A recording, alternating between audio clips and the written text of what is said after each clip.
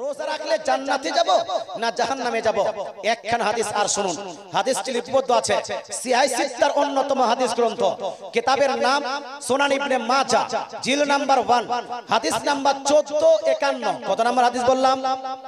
1451 মধ্যে লিপিবদ্ধ আছে, আমার নবী আপনার নবী দয়ার নবী মায়ার নবী ইরশাদ করেছেন, ইদা কানাত লাইলাতুন নিসফি মিন শাবান ফাকুমু লাইলাহা ওয়া সুমু ইয়াওমাহা।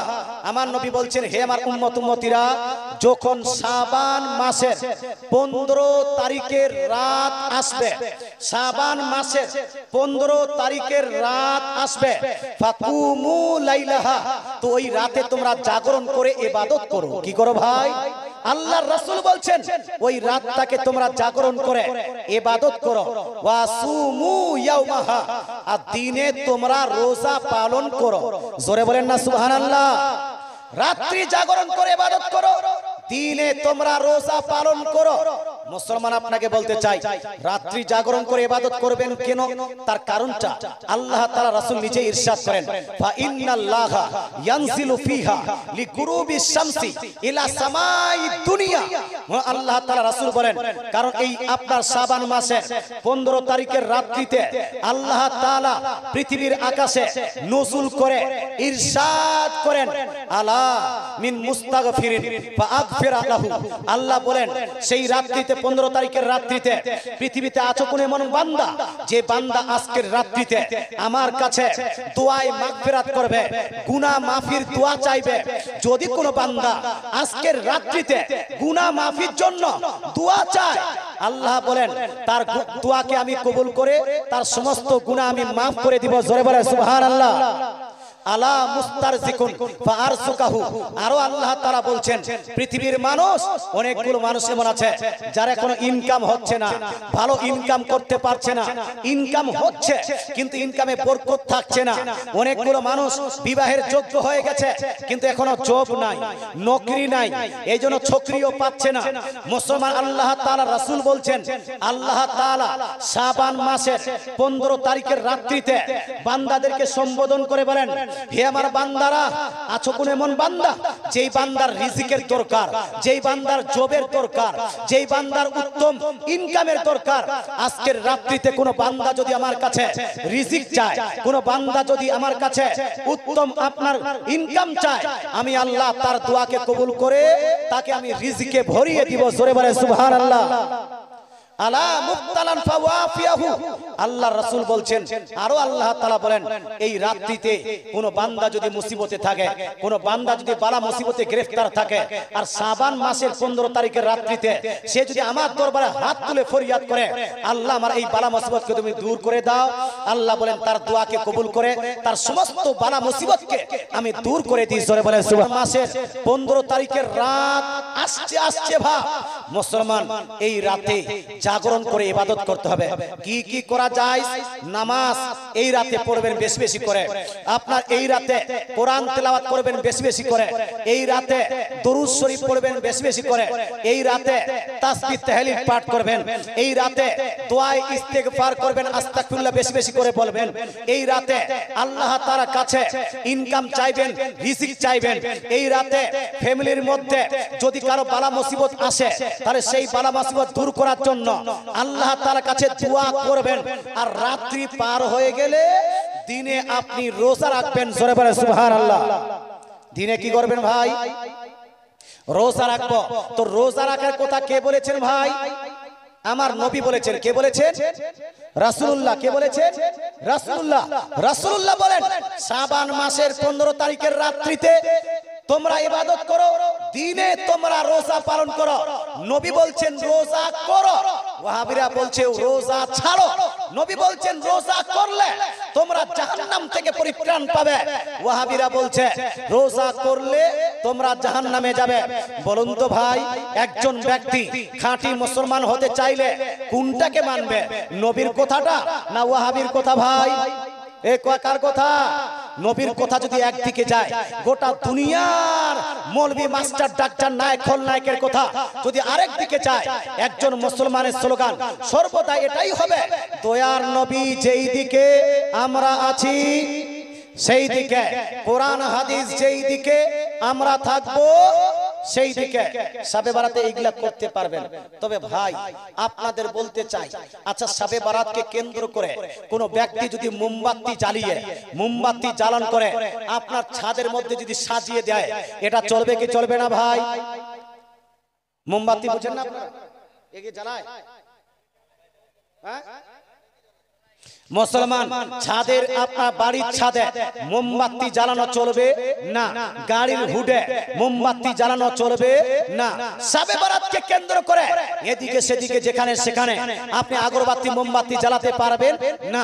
শবে বারাতকে কেন্দ্র করে কোন বাজার চলবে, হ্যাঁ না বলুন, বাজার চলবে?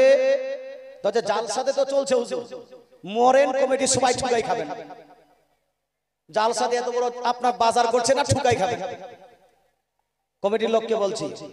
আর আপনারা কি ভালো, আপনাদের জন্য তো আপনার জাল কে করেছে, বাজার করেছে, হ্যাঁ? বেশি বেশি মানুষ বাজারই থাকে, জালসাতে বসতে চায় না। মুসলমান আপনাকে বলতে চাই, শবে বারাতকে কেন্দ্র করে কোন বাজার চলবে, হ্যাঁ না বলুন, চলবে না। শবে বারাতকে কেন্দ্র করে কাব্বালি চলবে না। শবে বারাতকে কেন্দ্র করে নাচ গান করা যাবে না। শবে বারাতকে কেন্দ্র করে ডান্সিং করা যাবে না। শবে বারাতকে কেন্দ্র করে গার্লফ্রেন্ডকে নিয়ে অথবা ভাবি শালীদেরকে নিয়ে অন্য জায়গায় পিকনিক করতে যেতে পারবেন না। মুসলমান কিন্তু অনেকগুলো জায়গাতে হচ্ছে, এই জন্য আলোচনাটা করে দিলাম। অনেকগুলো জায়গাতে পটাকা ফাটাচ্ছে। বীরভূমে, কালকে আমি বীরভূমে ছিলাম, বীরভূমে 3 পাহাড়ের পাশে কালকে ছিলাম। মুসলমান আপনাকে বলতে চাই, ওই জায়গাতে শুনলাম যে এইদিকে হুজুর আপনারা পটাকা ফাটানো হয়, এইদিকে আপনার গান বাজনা করা হয়, এইদিকে ওই শবে বারাতকে কেন্দ্র করে যুবকরা নাচানাচি করে। কিন্তু ভাই আপনাকে বলতে চাই, শবে বারাতকে কেন্দ্র করে পটাকা ফাটানো যাবে? পটাকা বুঝেন আপনারা? এই শাদী বিয়াতে পটাকা ফাটান না, ভটকা ভটকা, হ্যাঁ ভটকা। আচ্ছা শাদী বিয়াতে যাই আছে, শাদী বিয়াতে যাই, শাদী বিয়াতেও যাইস নয়। কখন যাইস? জুলুসে যাইস, জুলুসেও যাইস নয়। উরুসে যাইস, উরুসেও যাইস নয়।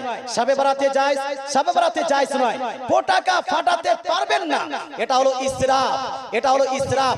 আলা হযরত আজিমুল বরকত মুজাদ্দিদুদ্দিন মিল্লাত আলাইহি রিজওয়ান এটাকে ইসরাফ বলেছেন। আর ইসলাম শরীয়তে ইসরাফ করা, অপচয় করা, এটা হলো নাজায়েজ আর শয়তানের ভাই হওয়া।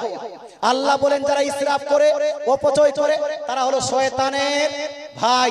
শয়তানের যদি ভাই হতে চান তো বেশি বেশি করে ইসরাফ করেন। আর যদি ইসলামের উপর থাকতে চান, জান্নাত পেতে চান, তাহলে ওইগুলোকে বাদ দিয়ে আসুন না রোজা করে নেন, আসুন না আপনি নামাজ পড়ে নেন, আসুন না রাত্রিতে বেশি বেশি করে আল্লাহ তাআলার কাছে ইস্তিগফার করুন, নিজের গুনাহ মাফির জন্য দোয়া করুন। মুসলমান আপনাকে বলতে চাই, এই কাজগুলো করবেন, যেগুলা নিষিদ্ধ সেগুলাকে বাদ দিবেন। এবার আরেকটা প্রশ্ন, হুজুর রোজা তো রাখবো, কয়টা রোজা রাখবো? আপনার দেশে কয়টা রোজা রাখে শবে বারাতে? 2টা, কোথাও রাখে 1টা, কোথাও রাখে 2টা। কেউ যদি 1টা রাখে রোজাটা হবে কি হবে না? কেউ যদি 2টা রাখে রোজাটা হবে কি হবে না? মুসলমান এর থেকে বেশি রাখা যাবে কি যাবে না? এই প্রসঙ্গে একটা হাদিস শুনুন আগে।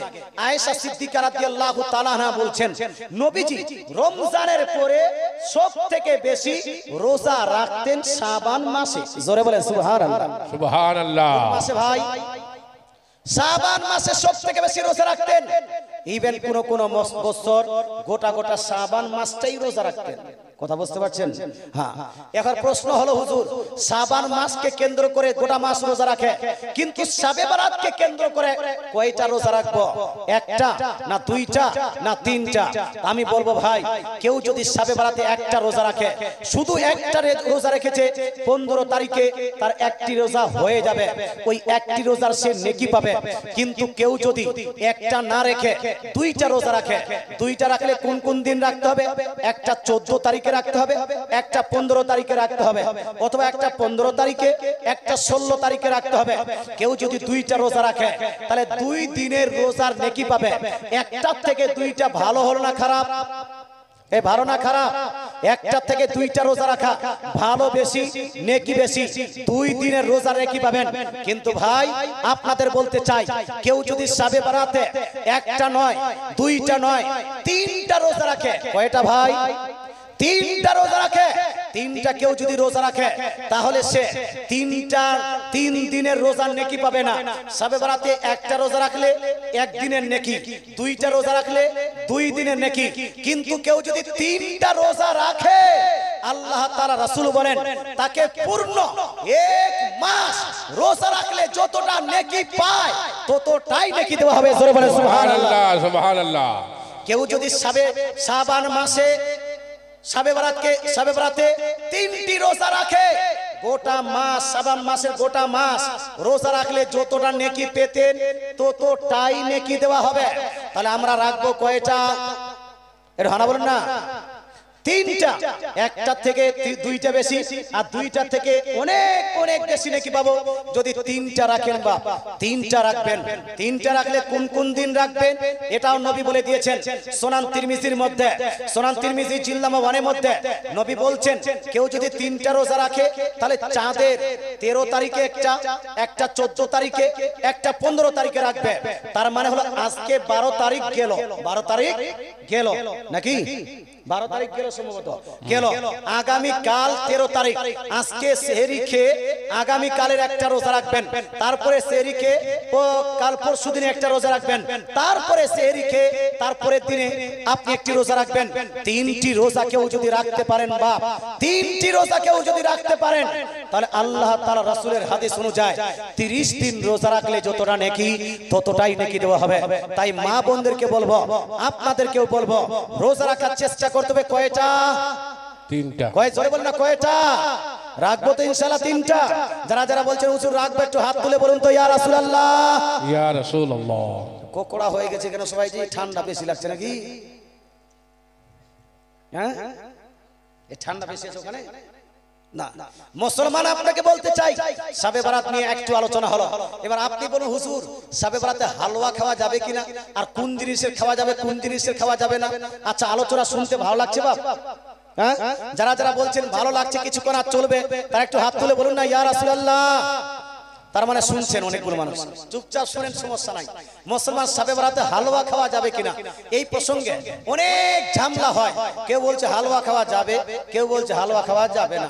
আমি বলবো ভাই, হালুয়াটা খাওয়া যাবে না কেন, তার কারণটা কি? What's the reason behind it? এর পিছনে কারণ কি? পৃথিবীতে তো অনেক খাদ্য আছে, কুরকুরি আছে, আছে কি নাই? মানুষ খায় না, ছাগল খায়, এই যেরকম না খায় কি খায় না মানুষ? বিস্কিট খান কি খান না? বিস্কিট তো খান। মুসলমান আপনাকে বলতে চাই, যদি কাউকে বলা হয় হালুয়া খাওয়া যাবে না কেন, বলছে বেদাত, নবী খাননি এই জন্য এই হালুয়া খাওয়া যাবে না। আমি বলবো ভাই, তোমার সূত্র যদি মেনে নেওয়া যায়, তাহলে আমি তোমাকে জিজ্ঞেস করতে চাই, তুমি বিস্কিট খাও কি খাও না? পৃথিবীর মানুষ বিস্কিট খায় কি খায় না? খায়। বিস্কিট খাওয়া আমার নবীর সুন্নত। একটু হানা বলুন না, বিস্কিট খাওয়াটা কি আমার নবীর সুন্নত? বিস্কিট খাওয়া তো আমার নবীর সুন্নত না। আপনার কুরকুরি তো মানুষ খায়, কুরকুরি তো আমার নবী খান নেই। আপনার ডেরি মিল্ক তো মানুষ খায়, ডেরি মিল্ক তো আমার নবী খান নেই। তারপর কোকা কোলা তো মানুষ পান করে, কিন্তু এটা তো নবী পান করেননি। বিরিয়ানি তো মানুষ খায়, বিরিয়ানি তো আমার নবী খান নেই। মুসলমান আপনার চানাচুর তো আপনি খাচ্ছেন, কিন্তু আমার নবী তো সেটা খাননি। তার মানে কি চানাচুর খাওয়া যাবে না, বিস্কিট খাওয়া যাবে না, এলপিলেবের চকলেট খাওয়া যাবে না, তারপর আপনার কুরকুরি খাওয়া যাবে না, লেস খাওয়া যাবে না, ডেরি মিল্ক খাওয়া যাবে না, এগুলো সব নিষিদ্ধ, হারাম। বলতে হবে কবে না? এটা হানা বলুন। সূত্র তো ওটাই যে নবী খাননি এইরকম, এই জন্য হারাম। মুসলমান আপনাকে বলতে চাই, ডেরি মিল্ক, আপনার বিস্কিট খাওয়া, এই সমস্ত জিনিস খাবার প্রমাণ নাই। কিন্তু ওয়াহাবিদেরকে বলতে চাই, দেবন্দীদেরকে বলতে চাই, সুন্নি মুসলমান দলিলি কথা বলে দালালি করে। এই সুন্নিরা দালালি করে, দালালি করে না, সুন্নিরা দলিলি কথা বলে। মুসলমান এই জন্য বলছি, সুন্নি মানুষ হালুয়া খায়, এই হালুয়ার প্রমাণ আছে কি নাই? একটি হাদিস, আর একটি নয়, শুধু বুখারী শরীফের মধ্যে, আবু দাউদে আছে, তিরমিজিতেও আছে, সুনানে নাসাইতেও আছে, সহিহ মুসলিম শরীফও আছে, মিশকাতেও আছে, বাইহাকিতেও আছে, আপনার মাজমাউজ যাওয়াইদের মধ্যেও আছে, তাবরানী শরীফের মধ্যেও আছে, মুসনাদে আহমদের মধ্যেও আছে। এতগুলো রেফারেন্স আছে, কিন্তু অতগুলো রেফারেন্স দিচ্ছি না, শুধু বুখারী শরীফের কথা বলছি বুখারী শরীফের মধ্যে প্রায় 6 জায়গায় হাদিস খান লিপিবদ্ধ আছে। জোরে বলেন সুবহানাল্লাহ। সুবহানাল্লাহ। কত জায়গায় ভাই? 6 জায়গায় হাদিস কান লিপিবদ্ধ আছে। কি লিপিবদ্ধ আছে? আয়েশা সিদ্দিকা রাদিয়াল্লাহু তাআলা আনহা, নবীজির প্যারা স্ত্রী, তিনি বলছেন কানা রাসূলুল্লাহ সাল্লাল্লাহু তাআলা আলাইহি ওয়াসাল্লাম ইউহিব্বুল হালওয়া ওয়াল আসলা। আমার নবীর প্রসঙ্গে আয়েশা সিদ্দিকা রাদিয়াল্লাহু তাআলা আনহা বলছেন নিশ্চয়ই নবীজি সাল্লাল্লাহু তাআলা আলাইহি ওয়াসাল্লাম হালওয়া এবং মধুকে খেতে খুব ভালোবাসতেন। জোরে বলেন সুবহানাল্লাহ। সুবহানাল্লাহ। কি খেতে ভাই? হালওয়া এবং মধু। হালওয়া এবং মধু খেতে আমার নবী ভালোবাসতেন। তার মানে কি হালওয়া খাওয়া বেদাত? এর হানা বলুন। নবী খেতে ভালোবাসতেন তার অর্থ কি মধু খাওয়া হারাম? হ্যাঁ, হানা বলুন।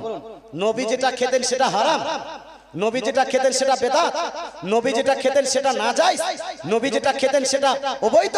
মুসলমান আপনাকে বলতে চাই এই ওয়াহাবিদেরকে পাগলখানায় ভর্তি করা উচিত। মুসলমান আমার নবী খেয়েছেন মানে হলো এই মধু আর নাজায়েজ হতে পারে না, মধু বেদাত হতে পারে না।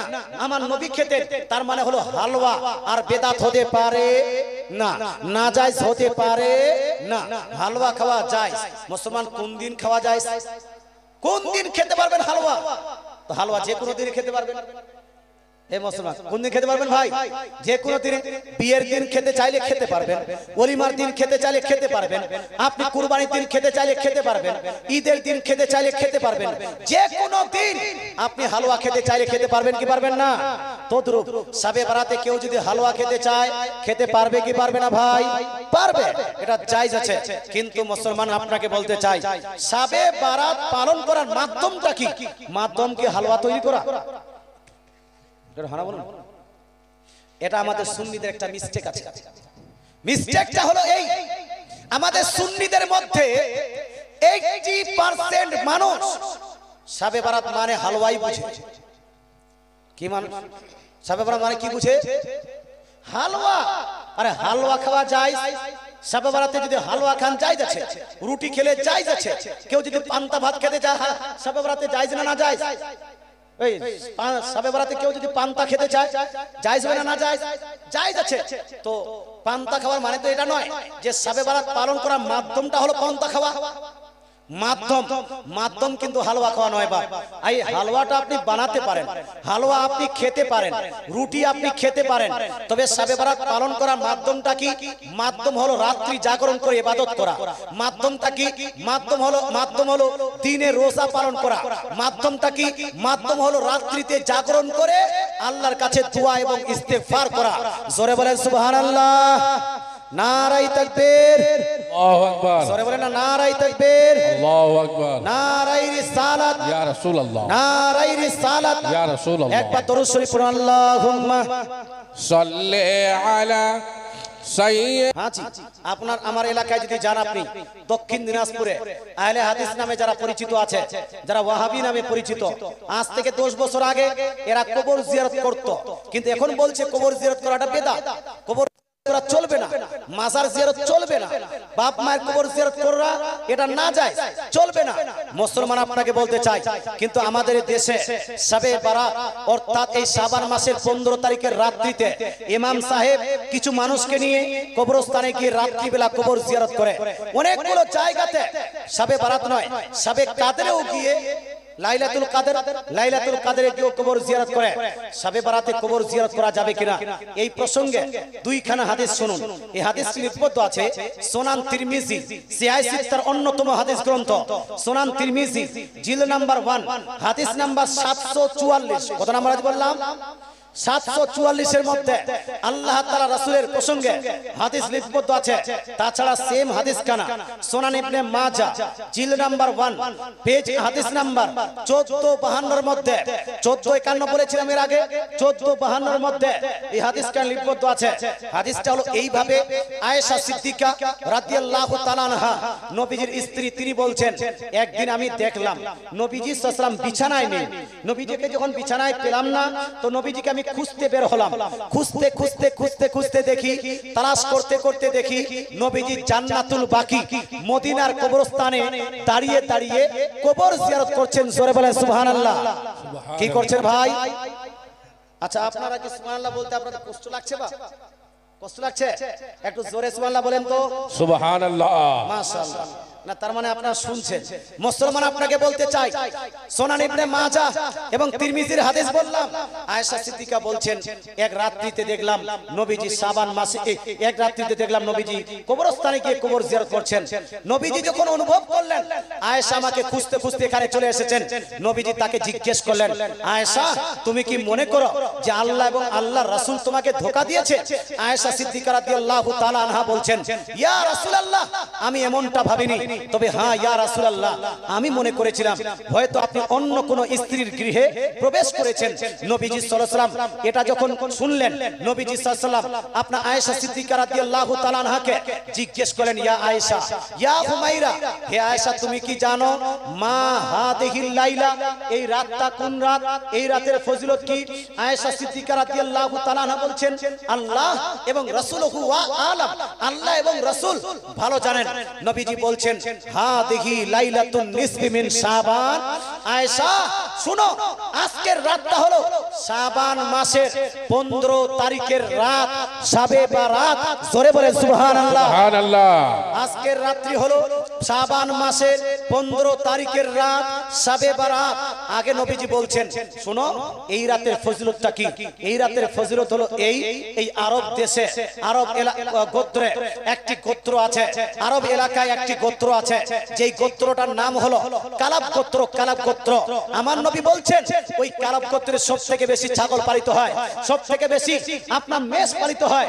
নবী বলেন কালাব গোত্রে, আরব দেশের কালাব গোত্রে যতগুলো ছাগল আছে, যতগুলো মেষ আছে, ওই ছাগল এবং মেষের যতগুলো চুল আছে, যতগুলো লোম আছে, আল্লাহ তাআলা এই শাবে বারাতের ফজিলতের বরকতে লাইলাতুন নিসফি মিন শাবান, শাবান মাসের 15 তারিখের রাত্রির ফজিলতের বরকতে আল্লাহ তাআলা এতগুলো মানুষকে জাহান্নাম থেকে পরিত্রাণ দিয়ে দেন। সুবহানাল্লাহ। জাহান্নাম থেকে কি করেন ভাই? মুক্তি দিয়ে দেন। জাহান্নাম থেকে কি করেন? পরিত্রাণ দিয়ে দেন। এই জন্য আমি আমরা এই রাতকে বলি পরিত্রাণের রাত, এই জন্য আমরা এই রাতকে বলি মুক্তির রজনী। আল্লাহ তাআলা রাসূল এই জন্য মদিনার কবরস্থানে গিয়ে কবর জিয়ারত করছেন। মুসলমান আপনাকে বলতে চাই, আপনার বাবা, আপনার দাদা, আপনার প্রতিবেশী ইন্তেকাল করে কবরস্থ হয়েছেন, মুসলমান আপনি যদি শাবে বারাতে গিয়ে তাদের জন্য কবর জিয়ারত করেন, তাদের জন্য দোয়া করেন, নবীর হাদিস মোতাবেক আল্লাহ তাআলা তাদের গুনাহ খাতাকে maaf করে আল্লাহ তাআলা তাদেরকে জান্নাতবাসী করবেন। জোরে বলেন না সুবহানাল্লাহ। এই জন্য ভাই আপনাদের বলতে চাই, অবশ্যই অবশ্যই শাবে বারাতকে কেন্দ্র করে কবর জিয়ারতটাও চালাবেন। একবার দরুদ শরীফ পড়ে আল্লাহুম্মা সাল্লি আলা নবীর মত, এটাই হলো আমাদের নবীর পথ। সুতরাং ভাই কবর জিয়ারত করার দরকার আছে। এবার আমি কিছুক্ষণ 10 মিনিট কিছু ইম্পর্টেন্ট মাসলা, কয়েকদিন পরে রমজান মাস, আমরা শাবান মাসের 15 তারিখের রাত্রিকে হানা বলুন শাবে বারাত। আচ্ছা, শাবে বারাতের অর্থটা কি? কি ভাই বলুন তো, একজন ভাই বলুন তো, শাবে বারাতের অর্থ কি? জানা নাই? শাবে বারাতের অর্থ হলো শাব মানে হলো রাত্রি, শাব মানে রাত্রি, আর বারাত মানে হলো পরিত্রাণ। বারাত মানে পরিত্রাণ, তার দুইটাকে মিলে আপনার অর্থ হবে শাবে বারাত, পরিত্রাণের রাত্রি। এটাকে কেউ বলে শাবে বারাত মানে হলো ভাগ্য রজনী। শাবে বারাত মানে ভাগ্য রজনী নয়, শাবে বারাত অর্থ ভাগ্য রজনী নয়। শাবে বারাতের অর্থ হলো পরিত্রাণের রাত্রি, মুক্তির রজনী। পরিত্রাণের রাত্রি, মুক্তির রজনী কিভাবে হয়? আসুন আমি আপনাকে হাদিস দিয়ে আলোচনা শোনাই। এই হাদিসটি লিপিবদ্ধ আছে তাবরানী শরীফের মধ্যে, সেম হাদিসটা লিপিবদ্ধ আছে মাজমাউজ যাওয়াইদের মধ্যে, এবং ইমাম হাইসামি হাদিসটি নকল করার পরে বলছেন হাদিসটির রাবি হলো সহিহ। এই হাদিসটি আহলে হাদিসদের একজন ইমাম নাসিরউদ্দিন আলবানী পর্যন্ত সিলসিলাতে আহাদিসে সহিহার মধ্যে উল্লেখ করে বলেছেন হাদিসটা হলো সহিহ। মুসলমান তাছাড়া হাদিসটা সিয়াই সিত্তার অন্যতম হাদিস গ্রন্থ আপনার সুনান ইবনে মাজাহ জিল নাম্বার 1 হাদিস নাম্বার 1453। কত নাম্বার হাদিস বললাম? 1453 মধ্যে নবীজি বলছেন, ইন্নাল্লাহা লা ইয়াত্তালিউ ফি লাইলাতিন নিসফি মিন শাবান ফায়াগফিরু লিজামিই খালকিহি ইল্লা লিমুশরিকিন আও মুসাহিন। নবীজি বলছেন, শুনো, আল্লাহ তাআলা শাবান মাসের 15 তারিখের রাত্রিতে বান্দাদের প্রতি আত্মপ্রকাশ করেন, যেমন তার শানের লায়ক। আল্লাহ তাআলা শাবান মাসের 15 তারিখের রাত্রিতে বান্দাদের প্রতি আত্মপ্রকাশ করে। এই বান্দাদের মধ্যে দুই ধরনের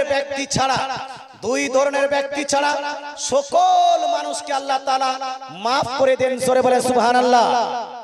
দুই ধরনের ব্যক্তিকে মাফ করেন না মুসলমান। এই হাদিসে কয়েকটা জিনিস প্রমাণিত হয়। এক, হাদিসের মধ্যে শাবে বারাত, শাবান মাসের 15 তারিখের রাত, এটার অস্তিত্ব আছে কি নাই? অস্তিত্ব নাই? অস্তিত্ব আছে। তাই তো নবী বলছেন যে 15 তারিখের রাত্রিতে আল্লাহ তাআলা বান্দাদের প্রতি আত্মপ্রকাশ করে এবং বান্দাদের মধ্যে দুই শ্রেণীর মানুষ ব্যতীত সবাইকে আল্লাহ তাআলা ক্ষমা করে দেন। অস্তিত্ব আছে। এবার কোন মৌলভী মুন্সি যদি বলে শাবে বারাতটা বিদআত, তার মানে হলো এই মৌলভী বিদআত, এই মুন্সি বিদআত, এই বিদআত সম্পর্কে ধারণা রাখে না। এই নিজেই বিদআত মৌলভী, নিজে সঠিকভাবে হাদিস কোরআন পড়ে না, আর যেখানে সেখানে বিদআতের ফতোয়া লাগায়। দুইটা জিনিস। দ্বিতীয় জিনিস প্রমাণ হলো, এই রাতের ফজিলত কম না বেশি? রানা বলুন না, বেশি না কম? যদি কম হতো তাহলে আল্লাহ তাআলা দুই শ্রেণীর মানুষ ব্যতীত সবাইকে মাফ করে দিতেন। বা সমস্ত মানুষকে আল্লাহ মাফ করে দিচ্ছেন, তার মানে হলো এই রাত্রির ফজিলত কম নয়, অনেক অনেক বেশি। সুতরাং ফজিলত বেশি, গুরুত্ব দিতে হবে। তিন, প্রমাণ হলো দুই ধরনের ব্যক্তিকে আল্লাহ তাআলা ক্ষমা করবেন না। এই দুই ধরনের ব্যক্তিকে আল্লাহ তাআলা রাসূল বলছেন ইল্লা লিমুশরিকিন। একজন ব্যক্তি হলো সেই যে হলো শিরককারী, অর্থাৎ কেউ যদি শিরক করে আল্লাহ তাআলা তাকে মাফ করবেন না। শুধু শাবে বারাত নয়, শিরককারীকে আল্লাহ কখনো মাফ করবেন না। শিরককারীকে শুনুন, গাছের কেউ যদি পূজা করে সে শিরককারী হবে, সূর্যের কেউ যদি পূজা করে সে শিরককারী হবে, চন্দ্রের কেউ যদি পূজা করে সে শিরককারী হবে, মূর্তির কেউ যদি পূজা করে সে শিরককারী হবে, দুর্গা লক্ষ্মীর যদি কেউ পূজা করে সে কি হবে ভাই? কি হবে? আমাদের দেশে স্কুলগুলোতে একটা পুজো হয় না? কি পূজা বলে ওটাকে? সরস্বতী পূজা। এই সরস্বতী পূজাতে আপনার স্কুলের টিচার এরা সহযোগিতা করে করছে। আমার জানা মতে সরকারের তরফ থেকে একটা সম্ভবত পশ্চিম বাংলায় একটা ফাউন্ডেশন আছে, সরস্বতী পূজা করতে হবে। কিন্তু ভাই আপনাদের বলতে চাই, সরস্বতী পূজাতে অংশগ্রহণ করার জন্য টিচারদের উপর কম্পালসারি নয় যে টিচারকে ওই জায়গাতে অংশগ্রহণ করতে হবে, এটা কিন্তু কম্পালসারি নয়। না টিচারের জন্য না স্টুডেন্টের জন্য। আপনার ছেলে আপনার মেয়ে সরস্বতী পূজার দিন যদি স্কুলে না যায় তা আপনার ছেলে বা মেয়েকে স্কুল থেকে বের করে দিবে? হ্যাঁ বলুন, দিবে না। তারপরও যাচ্ছে কি যাচ্ছে না? এই আপনার মেয়ে ছেলে যায় না?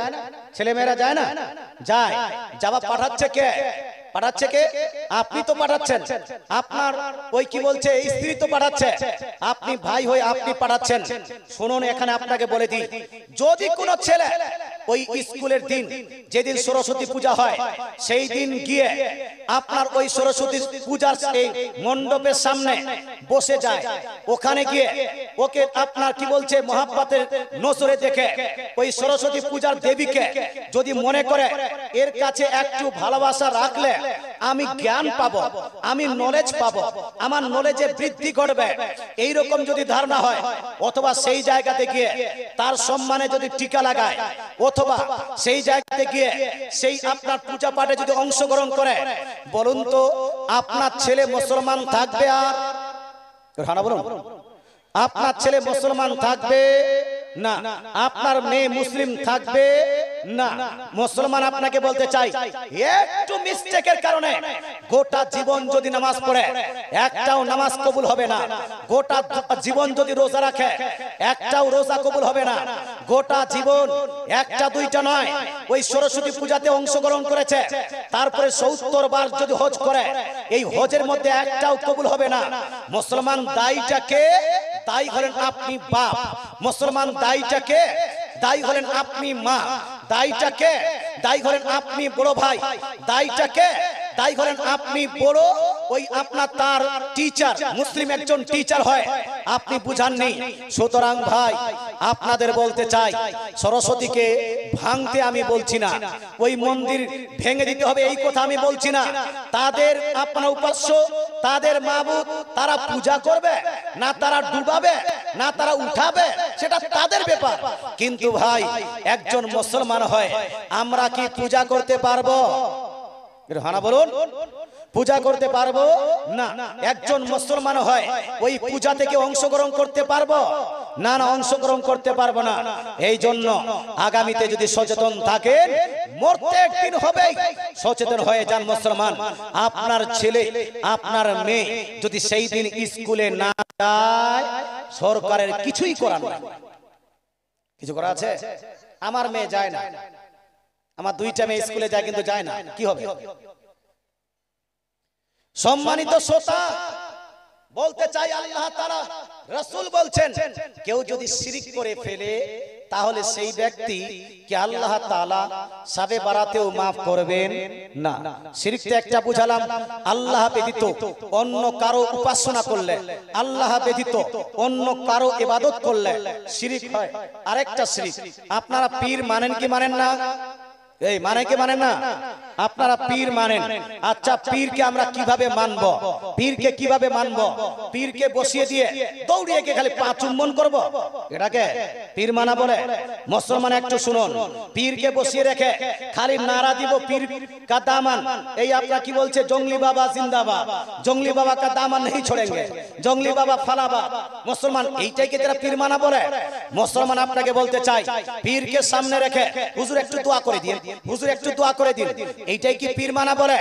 মুসলমান এই পীর মানতে মানতে আমরা এত বাড়াবাড়ি করে দিয়েছি বাপ, আমাদের মধ্য হতে সুন্নি নামে পরিচিত কিছু ব্যক্তি আছে যারা পীরকে খোদা পর্যন্ত বলে দিয়েছে। রাগ করিয়েন না বাবা, কয়েকদিন ধরে কয়েক মাস ধরে ঝামলা চলেছে, কাওয়ালরা কাওয়ালি করতে আসে, ওটপটাং যা তা বকে চলে যায় আর আপনারা বসে বসে কাওয়ালি শুনেন।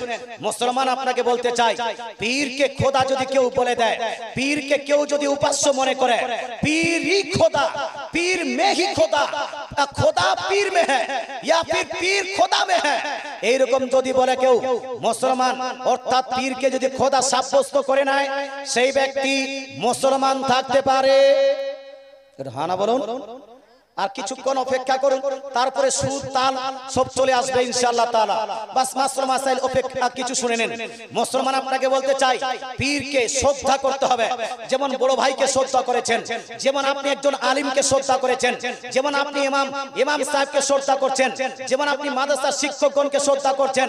কি মাদ্রাসার শিক্ষকগণ আপনার পাশে গিয়ে আপনার পায়ে পড়ে যাচ্ছেন? বা পীর যতটা আপনাকে দিতে পারে না বর্তমানের পীর তার থেকে বেশি আপনার মসজিদের ইমাম আপনাকে দিতে পারে।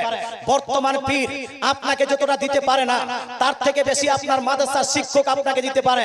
বর্তমানের পীর আপনাকে যতটা লাভ করাতে পারে না তার থেকে বেশি মাদ্রাসার শিক্ষকগণ আপনাদের জন্য পারে। তবে শিক্ষকগণের ওই মোহাব্বত কোথায়? আপনার ইমাম সাহেবের জন্য ওই মোহাব্বতটা কোথায়? পীর ভালো করলেও পীর কা দামান नहीं छोड़ेंगे, পীর যদি খারাপ করে তবুও পীর কা দামান नहीं छोड़ेंगे, পীর যদি হারাম করে তারপর পীর का दामन नहीं छोड़ेंगे, पीर মেয়েদেরকে নিয়ে যদি আড্ডা করে তারপরও পীর का दामन नहीं छोड़ेंगे। তো দামান ছাড়বেন কখন? কখন ছাড়বেন? সব মেনে নেওয়া যাবে? যাবে। ইমাম সাহেবকে রাখলাম, ইমাম সাহেবকে ভালো মনে করে রাখলাম, এরপরে ইমাম সাহেবের যদি কেরাত শুদ্ধ না হয় ওই ইমামকে রাখা যাবে? হানা বলুন, বার করবেন কি করবেন না?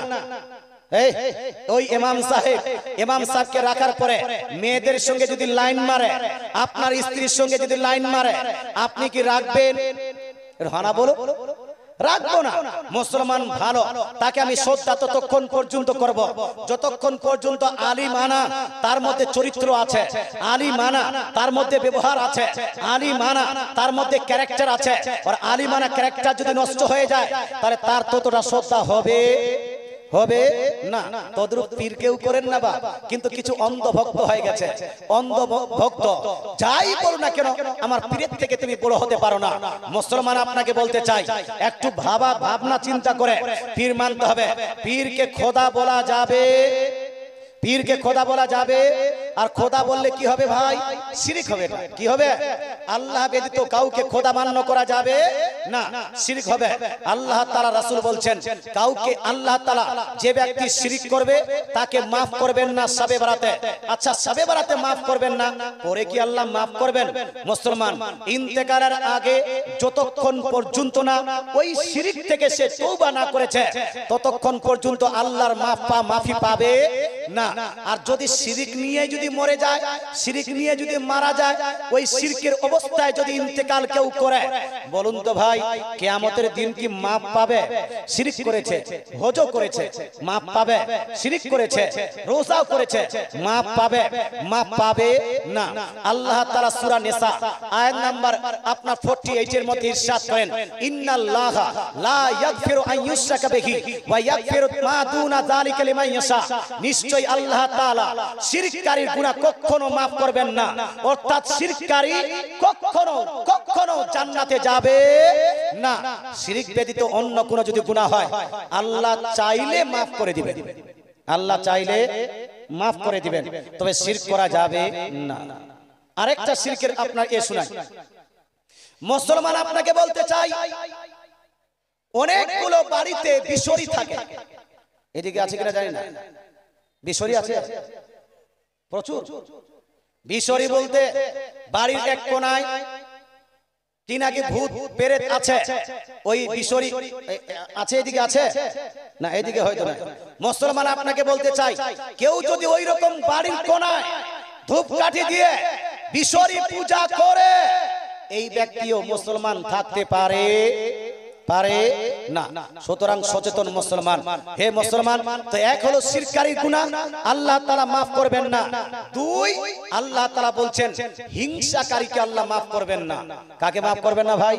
হিংসা হাসাদ রেখেছেন। আপনি বাপ হয়ে ছেলের সঙ্গে হিংসা করছেন, আপনি স্বামী হয়ে স্ত্রীর সঙ্গে হিংসা করছেন, স্ত্রী স্বামীর সঙ্গে হিংসা করছে, ভাইকে হিংসা করছে, মৌলবীকে দেখে হিংসা করে, আপনার তালবিলকে দেখে হিংসা করে, ইমাম মুক্তাদিকে দেখে হিংসা করে, মুক্তাদি আপনার ইমামকে দেখে হিংসা করছে। কেউ যদি হিংসা আপনার লিপ্ত হয়, আল্লাহ তাআলা রাসূল বলছেন শবে বরাতে তাকে maaf করা হবে না। তাই হিংসা থেকে তওবা করে নেবেন, হিংসা থেকে বিরত রাখবেন। কাকে দেখে হিংসা করবেন না। নবী বলছেন, হাদিসটি লিপিবদ্ধ বুখারী শরীফ প্রথম খণ্ড আপনার পৃষ্ঠা নাম্বার 7 এর মধ্যে, নবী বলছেন লা ইউমিনু আহাদুকুম হাত্তা ইউহিব্বা লিআখিহি মা ইউহিব্বু লিনাফসিহি। মুসলমান আল্লাহ তাআলা রাসূল বলেন, তোমরা ততক্ষণ পর্যন্ত প্রকৃত ঈমানদার হতে পারো না যতক্ষণ পর্যন্ত না নিজ ভাইয়ের জন্য, অন্য মুসলমানের জন্য সেটাই পছন্দ করবে যেটা নিজের জন্য পছন্দ করবে। জোরে বলেন সুবহানাল্লাহ। এই মুসলমান, নিজের জন্য যেটা পছন্দ সেটা অন্যের জন্য পছন্দ করতে হবে। নিজের জমিতে পানি থাক আর অন্যের জমিতে পানি শুকাক, এটা কি মুসলমানের আলামত? ভালো বলুন। অন্যের জমি কেটে নিজের জমিতে পানি নিচ্ছেন, তার মানে হলো এই ওই জমিওয়ালার ব্যাপারে আপনি ভালো ভাবছেন না। যতক্ষণ পর্যন্ত না আপনার পড়োশি, আপনার পাশের জমিওয়ালার জন্য ভালো না ভেবেছেন, ততক্ষণ পর্যন্ত আপনি খাঁটি মুসলমান হতে পারছেন না। আমি বলছিলাম শবে বরাত আল্লাহ তাআলা সমস্ত বান্দাকে maaf করেন, কিন্তু মুসলমান দুই শ্রেণীর মানুষকে maaf করেন না। এক, আপনার শিরককারী।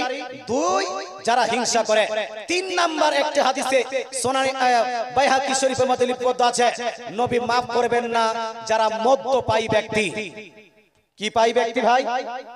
মদ যারা পান করবে, মদ যারা পান করেছে সে যদি তওবা না করে শবে বরাতে আল্লাহ তাআলা তাকে maaf করবেন না। আমাদের দেশে সুন্নি মুসলমান নামে পরিচিত ব্যক্তিদের মধ্যে মদ পানকারী আছে কি নাই? আছে কি নাই? আছে। কে পান করে বাপ?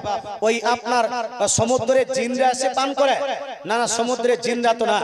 আপনার ছেলে হয়তো মদ পান করে, আপনার বড় ভাই হয়তো মদ পান করে, আপনার ছোট ভাই হয়তো মদ পান করে। আপনাকে বলছি ভাই, এখনো সচেতন হয়ে যান। আপনার ছেলে মদ পান করছে আর আপনি তাকে বাধা দিচ্ছেন না, আপনি তাকে নিষেধ করছেন না, জানা সত্ত্বেও আপনি অজানা হয়ে বসে থাকছেন, জানা সত্ত্বেও আপনি আলবেলা হয়ে বসে থাকছেন। কাল কিয়ামতের মাঠে উত্তপ্ত ময়দানে কঠিন আসবে দিনে তার সঙ্গে আপনাকেও জাহান্নামে নিক্ষেপ করা হবে। সুতরাং ভাই, মদ, শরাব ইত্যাদি আমাদের দেশে যেটা প্রচলিত আছে, মুসলমান যদি হতে চান, খাঁটি মুসলমান, তাহলে এটাকে বন্ধ করতে হবে না চালু? এ জোরে বলুন, বন্ধ না চালু? বন্ধ করতে হবে। মুসলমান আপনাকে বলতে চাই, একটা হাদিস পড়ছি, তার আগে একবার দরুদ শরীফ পাঠ করুন। আল্লাহুম্মা